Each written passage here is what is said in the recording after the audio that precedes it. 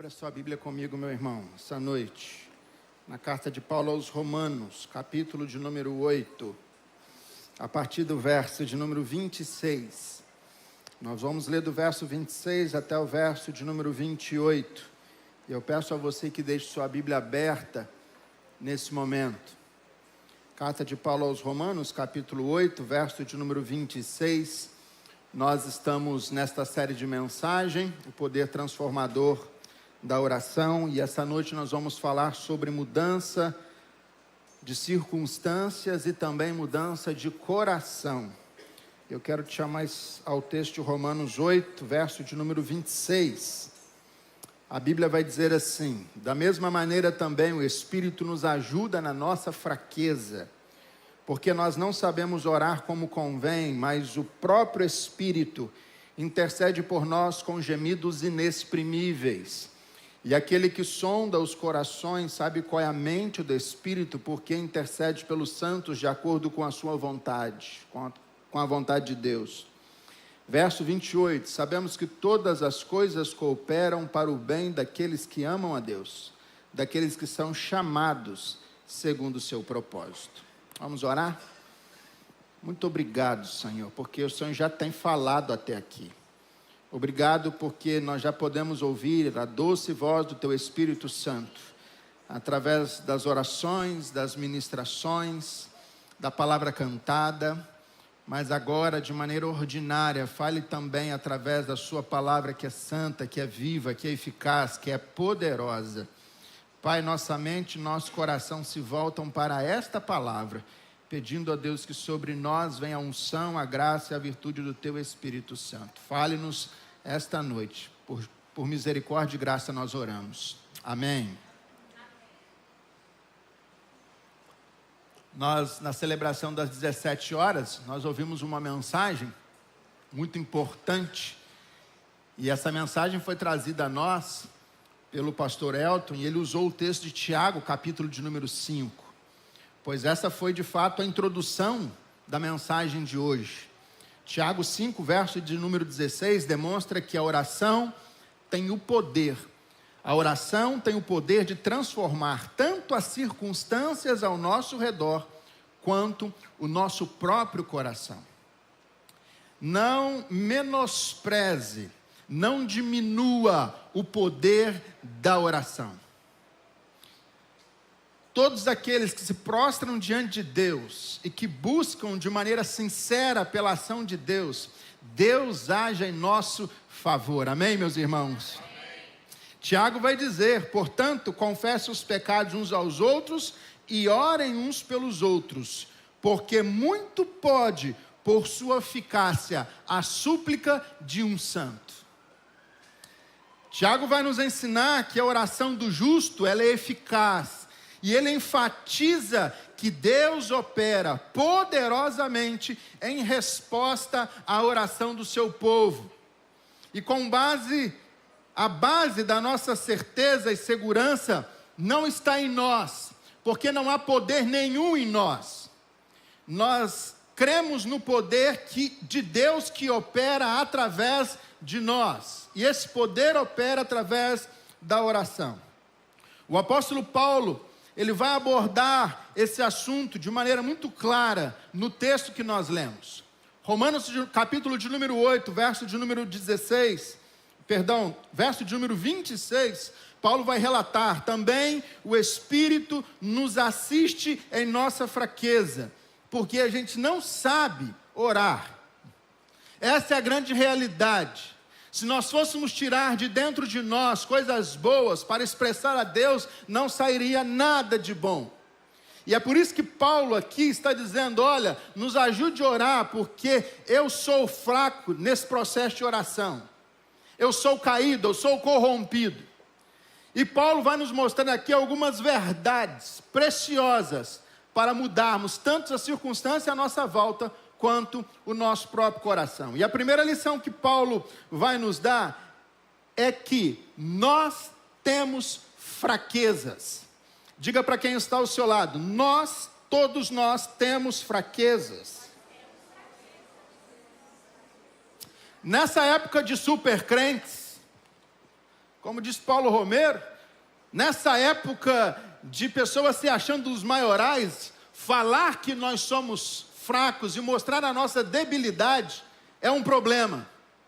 Porque, via de regra, nós queremos ouvir que nós somos os maiorais. Mas, na verdade, o texto em voga está mostrando para nós ao contrário. Nós não estamos por cima, nós estamos por baixo. Nós somos fracos. A vitória não resulta da nossa força. A mudança não resulta do nosso esforço. Os livros de autoajuda estão sempre nos desafiando. Estão sempre fazendo cócegas no gigante que dorme dentro de nós. As religiões místicas estão ensinando que há uma espécie de divindade dentro de nós. Nós estamos tirando Deus do trono, estamos nos assentando nele. A eterna palavra de Deus, no entanto, nos ensina que nós não somos fortes. A força não vem de dentro, a força vem do alto, vem de Deus, vem do Pai das luzes, aonde não há mudança, nem sombra, nem variação dela. Portanto, eu posso sim, diante dos gigantes, eu posso sim ver coisas grandiosas e maravilhosas acontecendo em minha vida e através da minha vida, mas não porque há um Deus sentado no trono do meu coração. Eu sou fraco, eu posso todas as coisas, porque há um Deus, que esse Deus me fortalece. Somos limitados, somos incapazes de viver vitoriosamente a partir dos nossos próprios esforços e dos nossos próprios recursos. Não podemos, meus irmãos, nos manter de pés diante das dificuldades da vida. Muita gente está tombando, muita gente está declinando, muita gente está caindo, é porque acha que é forte demais. Muita gente está caindo no lamaçal do pecado, porque ele acha que ele pode enfrentar as coisas de peito aberto. Não, pastor, deixa isso comigo, porque, fique tranquilo, eu sei até onde eu posso ir. Eu sei até, sabe, aquela coisa de flertar com o pecado ali. Fique tranquilo, eu chego aqui, ó, na beirinha, mas eu não caio. Fica tranquilo, eu tenho domínio das minhas vontades. Fique tranquilo, eu tenho domínio dos meus desejos. Não, você não tem. É importante nós entendermos isso. Nós somos limitados, e como limitados que somos, nós tropeçamos, e nós muitas vezes nos tropeçamos nas nossas próprias pernas. Somos esmagados pelo rolo compressor das debilidades. Quantas vezes, meus irmãos, já não prometemos a nós mesmos que nós venceríamos determinada coisa, mas chegou lá na frente e a gente perdeu. Quantas promessas você já fez para você mesmo? Amanhã é segunda-feira, o dia mundial de começar uma dieta. Aliás, quero dizer isso para vocês. Priscila e eu, nós entramos na academia.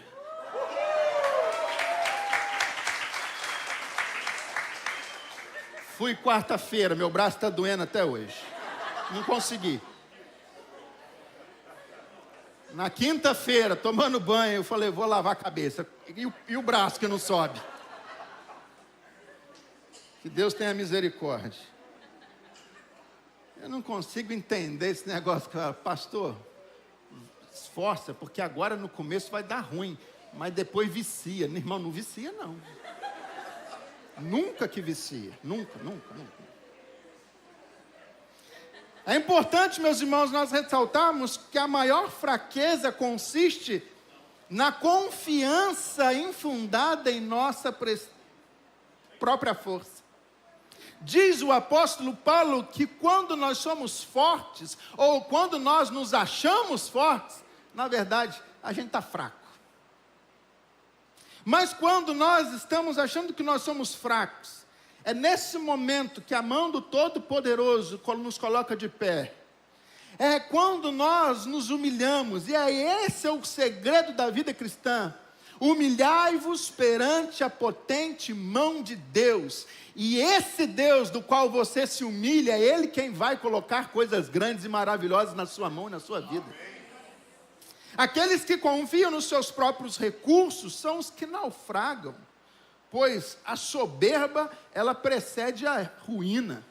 A altivez é a antessala da queda. Na verdade, somos fracos, temos fraquezas morais profundas. Muitas vezes combatemos nos outros aquilo que nós mesmos praticamos. E a palavra de Deus, ela é viva, ela é eficaz, ela é maravilhosa, e ela é verdade de Deus sobre a nossa vida hoje. Porque quantas vezes nós estamos acusando o pecado do outro, Jesus fala, você que vê o cisto no olho do seu irmão, não está vendo a trave que está no seu próprio olho? A teologia que ensina que o homem tem força, que o homem é um ser divino, que o homem pode todas as coisas, todo homem tem os pés no barro. Todos nós temos um calcanhar de Aquiles. Todos nós enfrentamos fraquezas. Agora, aquilo que talvez é fraqueza para mim, não é fraqueza para você. E a palavra de Deus vai nos dizer que, cuidado porque é a arma forjada contra nós.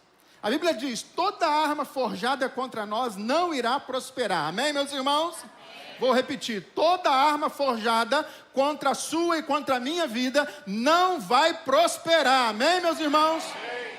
Todavia, nós precisamos entender que há uma arma forjada. O que é isso?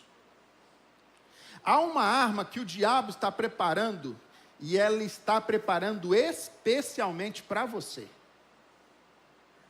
Tem coisa que ele prepara, põe dentro de um embrulho, ele se devota aquilo, ele forja aquilo. Sabe o que é forjar uma arma? É colocar no fogo, é voltar, é bater, é colocar no fogo de novo, é voltar e é bater, é árduo. O diabo trabalha arduamente para nos destruir. Existem armas forjadas para nos fazer cair. E quando nós não percebemos isso, nós nos tornamos ainda mais fracos. Meus irmãos, olhe bem aqui. Existe uma realidade espiritual por trás daquilo que você está vendo.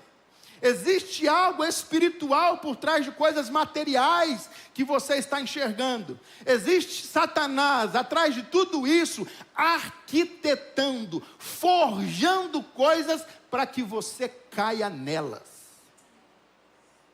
O que você precisa diagnosticar essa noite é quais são as suas quedas. Qual é o seu ponto fraco? O que para você é um problema? O que você não consegue administrar? O que encanta você? O que te chama? Todos nós temos pontos fracos, temos um calcanhar de Aquiles na nossa vida. Deus conhece a nossa estrutura. Ele sabe que nós somos pó, que nós temos ambiguidades, que nós temos uma natureza corrompida, que o nosso coração é enganoso. E Ele sabe que o pecado guerreia contra nós. E é por isso que Paulo está aqui na sua carta aos Romanos dizendo, da mesma maneira, o Espírito tem que nos ajudar. Por quê? Tem que nos ajudar porque nós somos fracos. Sem a ação do Espírito Santo, nós não conseguiremos. Temos o desejo muitas vezes de fazer o bem, mas muitas vezes nós não temos o poder para fazê-lo. Desejo é uma coisa, ter condição de fazer é outra. Irmãos, eu quero ter uma caminhonete, uma Maverick, linda, bonita, né, Hugo? Linda. É lógico que eu quero. Querer é uma coisa, poder é outra, totalmente diferente. Muitas vezes nós comprometemos os nossos valores, nós abrimos mão dos nossos princípios, por quê? Porque muitas vezes os desejos nos dominam. E é aí que está o problema. Nossos desejos secretos denunciam a gravidade da nossa doença moral. Nossos pensamentos íntimos revelam quanto o pecado nos atingiu. Por isso que você pode não falar, você pode não... Mas se você pensar, E é isso que a Escritura fala, porque tudo começa onde? No desejo, tudo começa no pensamento, tudo começa no coração.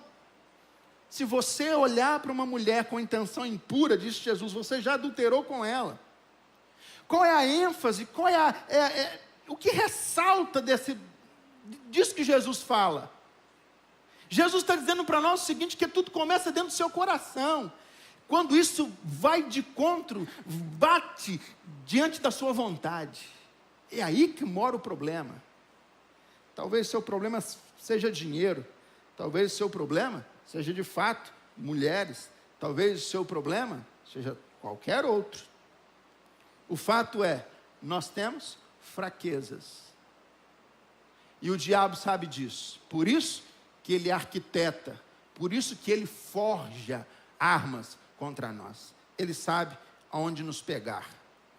Buscar muitas vezes subterfúgios para esconder essa triste realidade por trás de máscaras é simplesmente evidenciar ainda mais a gravidade dessa doença e o terrível estrago que o pecado produziu dentro de nós. Nós somos fracos. Então não adianta colocar uma máscara para vir, meu irmão. Não adianta.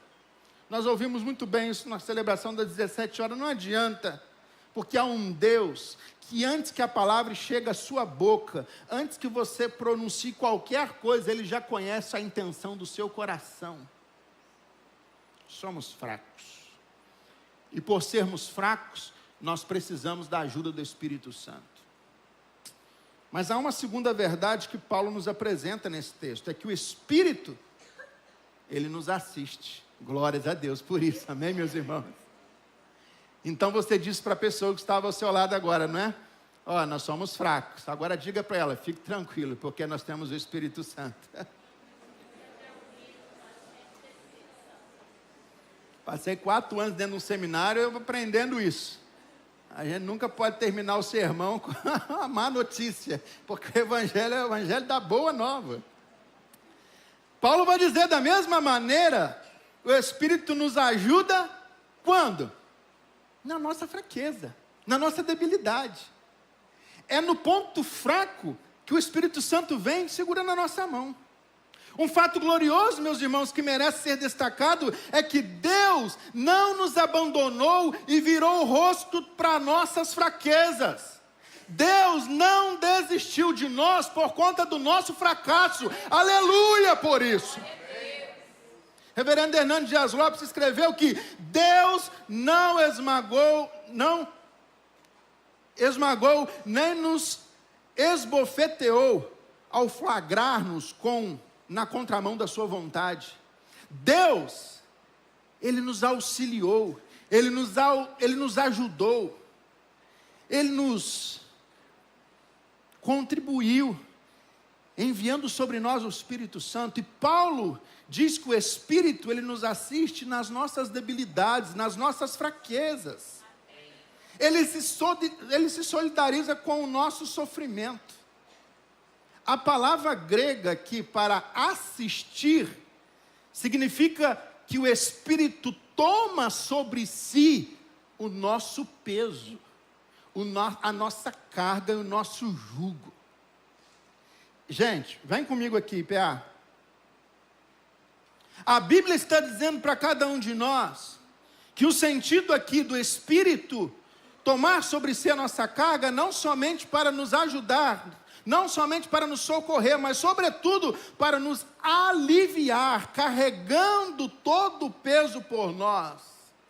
Por isso nós éramos fracos, nós éramos incompetentes, nós estávamos caídos e mortos em nossos delitos e pecados, mas Deus providenciou a reconciliação na cruz do Calvário. Ele satisfez a justiça de Deus, Ele enviou sobre nós o Espírito Santo, e Ele disse: vocês não estão sozinhos, eu tomo vocês pela mão e coloco vocês de pé. Esta é a beleza do Evangelho. A beleza do Evangelho não está simplesmente dita no fato de nós sermos fracos, débeis e andarmos com dificuldade. A beleza do Evangelho é que nós temos um Deus que nos ajuda. Porque Jesus não só disse para o povo, ide por todo mundo e pregar o Evangelho a toda criatura. Ele também disse, eu vou estar com vocês todos os dias. Deus não nos abandona. Existem cargas, existem pesos sobre nós, existem dificuldades sobre a nossa vida, mas a Bíblia diz que Ele nos assiste em nossa fraqueza, ou seja, aquilo que é pesado para você, aquilo que é difícil para que você carregue, o Espírito Santo está disposto a pegar e tomar conta disso essa noite. Os traumas, as dificuldades, as dores, os pensamentos, os sentimentos, você pode lançar sobre Ele. Lançai a vossa ansiedade, lançai o vosso medo, lançai a vossa preocupação sobre Ele, porque Ele tem cuidado de você. Isso é uma realidade. Se você está aqui essa noite, é porque você foi alvo da graça, da misericórdia e da bondade do nosso Deus. Nossa fraqueza nos levaria ao desfalecimento e ao desespero, se não fosse a assistência do Espírito Santo. Há momentos na vida em que se ajuntam sobre a nossa cabeça nuvens escuras. E é nessas horas que nós nos sentimos encurralados por tempestades. A enfermidade grave que chega, é a dor do luto, é o casamento que não vai bem, é o pecado que nos assedia. Mas James Hendrickson nos afirma dizendo que aquele que pode confessar, eu creio no Espírito Santo, encontrou um amigo divino para a sua caminhada. Charles Haddon Spurgeon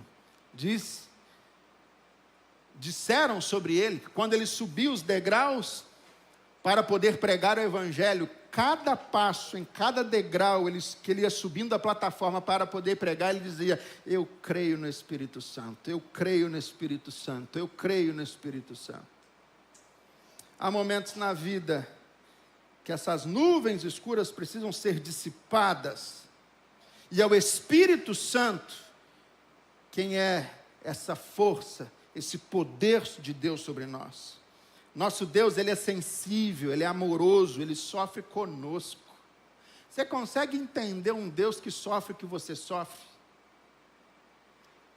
Você consegue entender um Deus assim? Você consegue entender um Deus que está dentro de você sentindo o que você sente? Ele tem condição de captar exatamente a sua dor. É quando a gente não consegue transmitir em palavras o que nós estamos sentindo. Porque a gente não sabe orar como convém. A gente não sabe o que dizer. Você já parou, já se encontrou em momentos assim? E você foi ajoelhar para orar, ou você parou em um momento e não conseguiu. O que eu vou falar? Minha alma está aflita, meu coração está doente, e você, quando tenta, se esforça, você se vê incapaz, é fraco, é débil, é difícil. Quando você se esforça mais um pouco, não vem palavra, vem choro. E você fala, será que Deus entendeu? Porque eu não falei nada, eu só chorei. Eu tenho uma boa notícia para você, meu irmão. Há um Espírito de Deus sobre nós, e Ele pega cada lágrima do seu choro e interpreta diante de Deus toda a sua oração. Talvez palavras não conseguiram sair da sua boca, mas o Espírito Santo interpretou cada lágrima dos seus olhos. A misericórdia do Senhor é tão grande que Ele puniu o nosso pecado em seu Filho. Na cruz do Calvário, Ele nos poupou do castigo das transgressões. E em vez de nos condenar, Ele nos absolveu. Aleluia. ao invés de lançar sobre nós a culpa, Ele nos justificou. Em vez de deixar-nos entregue à nossa própria sorte, Ele nos assiste em nossa fraqueza, Ele pega a nossa dor, Ele pega o nosso peso, Ele pega o nosso jugo e assume como se fosse dele. O Espírito que habita em nós toma sobre si o nosso fardo e carrega o que é o nosso peso, nossa fraqueza, que nos levaria ao desfalecimento, ao desespero, se não fosse a assistência do Espírito Santo. Ele nos dá a força para conseguir caminhar mais um passo. Ele nos faz levantar os olhos e seguir diante dele, seguir o rumo, seguir a glória, seguir o alvo, o prêmio da soberana vocação de Deus em Cristo Jesus. Há uma terceira lição que Paulo vai nos revelar nesse texto. É que nós não sabemos orar como convém. Por quê?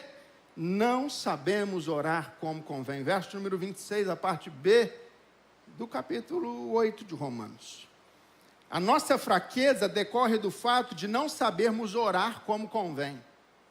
Somos fracos porque não conseguimos manter a nossa comunhão completa com Deus. Concordo com George Wilson quando ele diz que a inabilidade na oração não está apenas na ilustração da fraqueza do crente, mas também na explicação dessa fraqueza. Não somos fracos, olhe bem aqui, não somos fracos porque não oramos. Não oramos, por isso somos fracos. Entendeu? Não somos fracos porque nós não oramos, não. O fato de não orarmos mostra a nossa fraqueza. Nosso maior problema não está na fraqueza, mas em nosso momento de distanciamento daquele que é onipotente. Esse que é o problema. É quando nós nos achamos autossuficientes. Isaías, ao contemplar a glória de Deus, em Isaías 6, ele disse: ai de mim, estou perecendo. Então vem comigo aqui, PA. A primeira atitude de alguém que tem contato com a manifestação sobrenatural de Deus, não é bater no peito e escrever um livro. E falar, eu vivi o que você não viveu. A primeira característica de alguém que tem um encontro sobrenatural com Deus é se humilhar e falar, eu não mereço viver e experienciar isso que eu estou experienciando. Ai de mim. Depois lá em casa, a partir do capítulo de número 1 de Isaías, você vai ver que um pouquinho antes do capítulo 6, vai haver vários ais. Ai disso, ai daquilo, é uma profecia contra Israel. Mas quando ele tem contato com Deus, ele diz, ai, não do outro, ai de mim. Ei, talvez a gente está precisando falar, ai de mim, que eu não consigo vencer as dificuldades. Ai de mim, que estou me afastando de Deus. Ai de mim, que estou querendo abandonar o meu ministério. Ai de mim, que não tenho força para continuar a caminhada. Ai de mim. Quem tem um contato e tem uma experiência extraordinária com Deus, não bate no peito e diz, eu sou o maioral. Ele bate no peito e diz, eu sou o menor. Isaías, quando viu o trono da glória de Deus, disse, ai de mim. Quando se viu diante do poder excelso de Jesus, Pedro, em Lucas 5, ele exclama, Senhor, retira-te de mim, porque eu sou o pecador. Quando o publicano começou a orar, em Lucas 18, ele batia no peito, oh Deus, sê propício a mim, porque eu sou pecador. Portanto, meus irmãos, chegou a hora de nós tirarmos a nossa roupa de crente e mostrarmos onde está a nossa fraqueza, aonde está a nossa dor, aonde está a nossa debilidade, aonde que a gente cai. Enquanto nós quisermos nos tornar super crentes, nós vamos nos afastando de Deus. No entanto, a oração, ela é a respiração da alma cristã. Quando quem não tem intimidade com Deus, pode ser forte, mas ali na frente cai. Pode se achar, pelo menos. A força não está dentro de nós, a força vem do trono da graça de Deus. Paulo, em momento algum, está dizendo que nós podemos. Ele está dizendo que há um Espírito, que é Deus, que é a terceira pessoa da Trindade. Ele está conosco, Ele está nos ajudando nesse processo.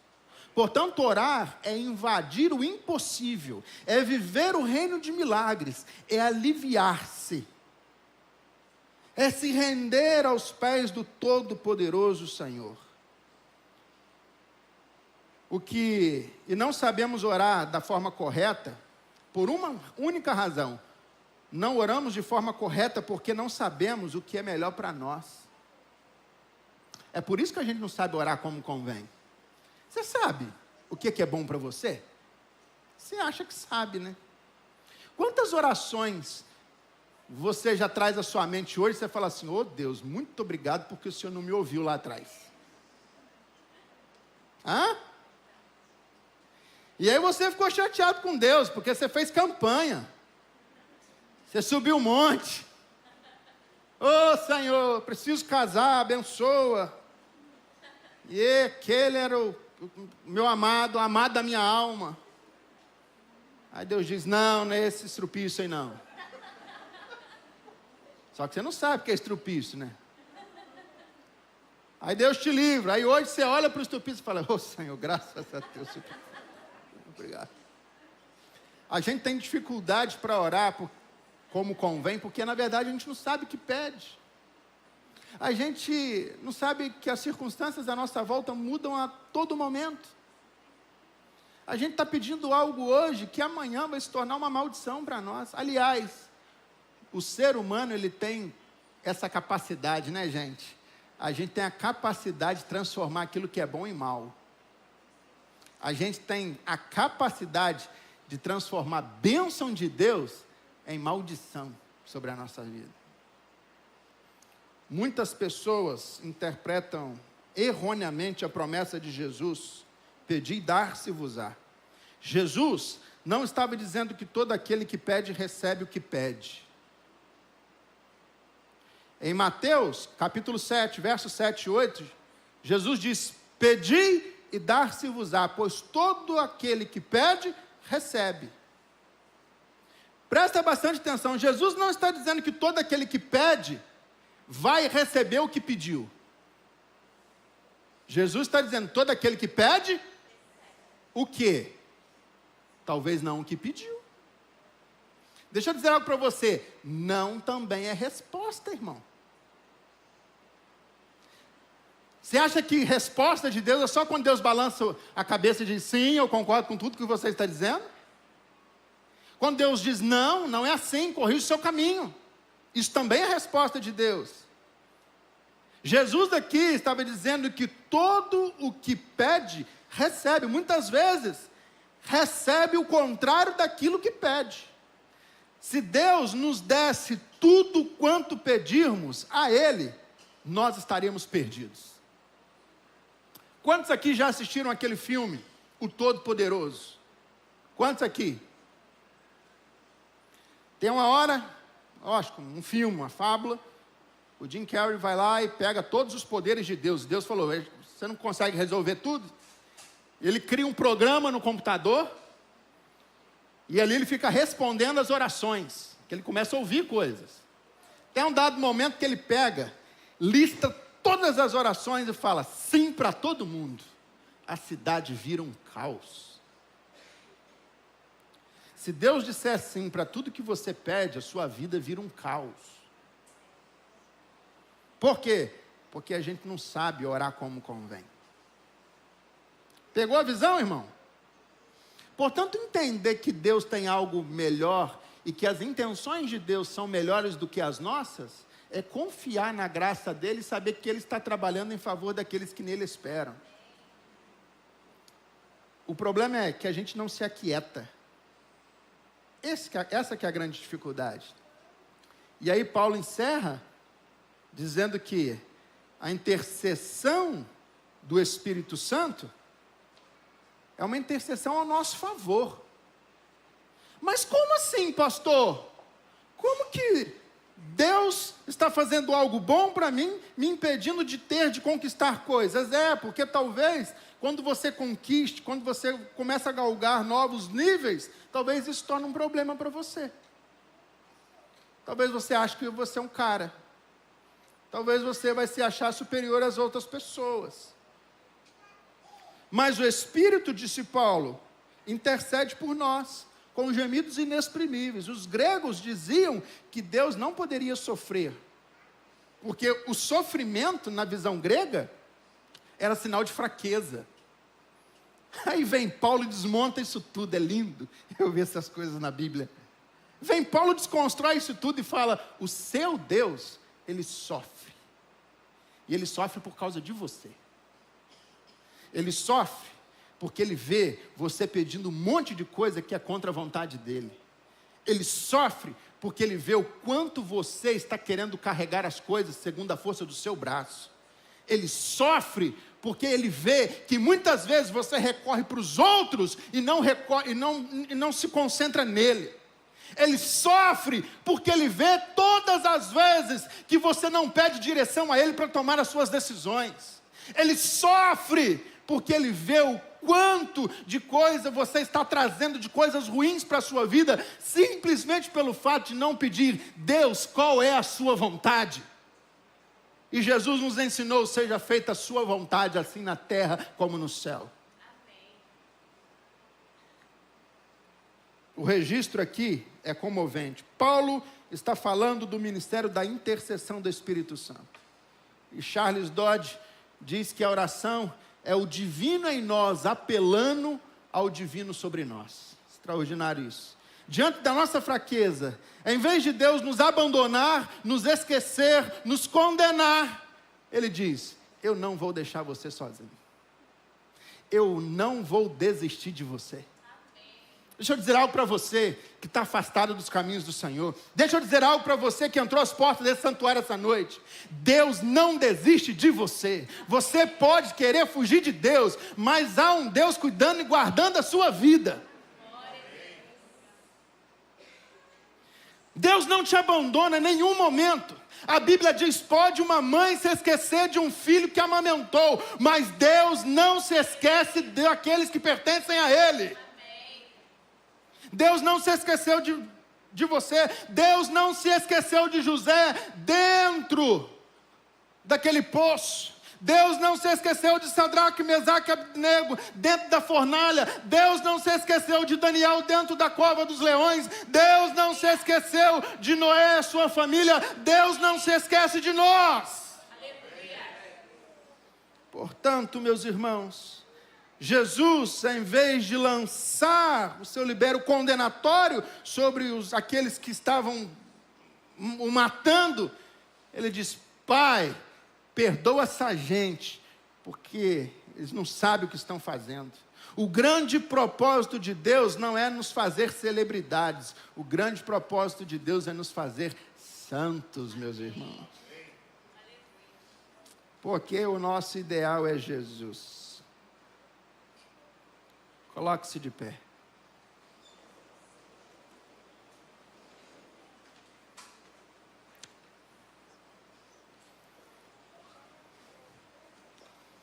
Olha bem para mim aqui. Certa feita, uma moça ficou muito chateada com Deus. Ficou brava com Deus.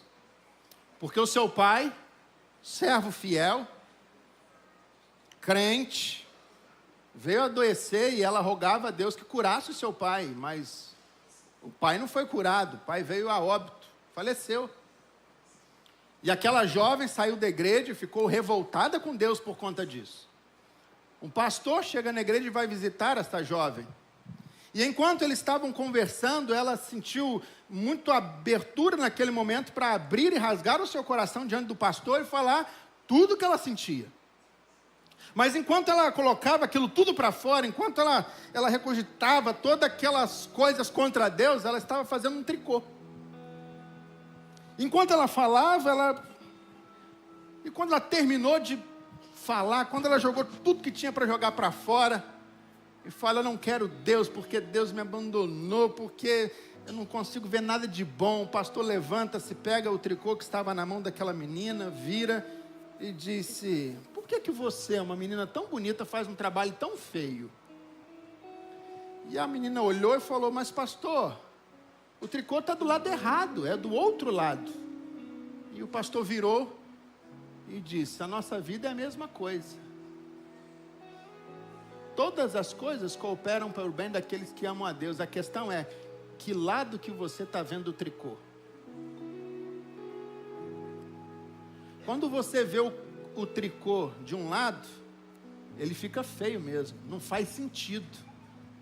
Mas quando você vê o tricô segundo a ótica e a perspectiva de Deus, coisas são desatadas sobre a nossa vida. O seu desafio aqui essa noite, e o meu, não é sair daqui com uma bênção nas mãos, é sair daqui entendendo que existe o outro lado do tricô. Que embora o que você veja seja ruim, difícil de entender, de acreditar nesse momento, quando você vira, as coisas se descortinam. E coisas que antes eram feias, difíceis, se tornam coisas belas. Talvez você entrou à porta desse santuário com muitas frustrações, com muitas mágoas dentro do seu coração. Com Deus, com o próximo, com os pais, com os filhos. Mas há uma renovação e um avivamento de Deus sobre nós essa noite, meus irmãos. E sabe quando o avivamento começa? Quando ele começa a converter o coração dos pais aos filhos e dos filhos. Vira o lado do tricô e começa a ver o que Deus está fazendo por você. Talvez algumas coisas estão embaçadas na sua vida porque você não está olhando a vida sob a ótica e a perspectiva de Deus. Agora pode haver pranto e dor.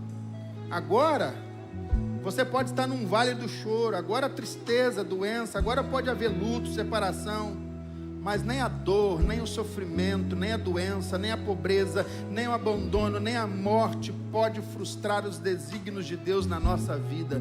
Todas as coisas cooperam para o bem daqueles que amam a Deus.